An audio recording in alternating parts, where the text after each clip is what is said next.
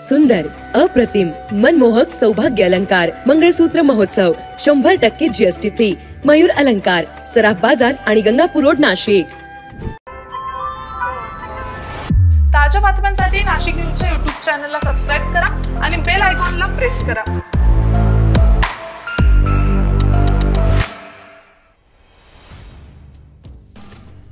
छत्रपती संभाजीनगर रस्त्यावर असलेल्या नांदूरनाका चौफुलीवर अडगाव पोलीस अंकित नांदूरनाका पोलीस चौकी रविवारी रात्री जळून खाक झाल्याची घटना घडलेली आहे. घटनेची माहिती मिळताच केके वाघ अग्निशमन उपकेंद्राच्या जवानाने तत्काळ घटनास्थळी धाव घेत आग विझवली.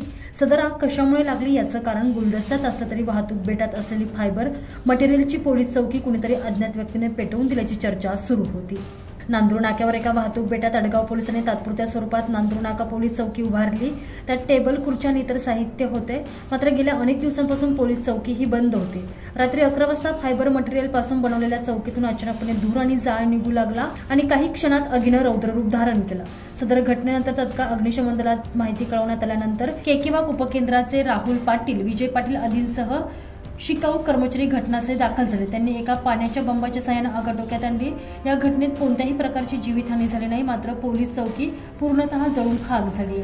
आगीच्या घटनेनं पोलीस चौकीजवळ असलेल्या काही वृक्षांना देखील आगीच्या ज्वाळा लागल्यानं वृक्षांच्या फांद्या या जळाल्या आहेत. विकी गवळी, नाशिक न्यूज, नांदूरनाका.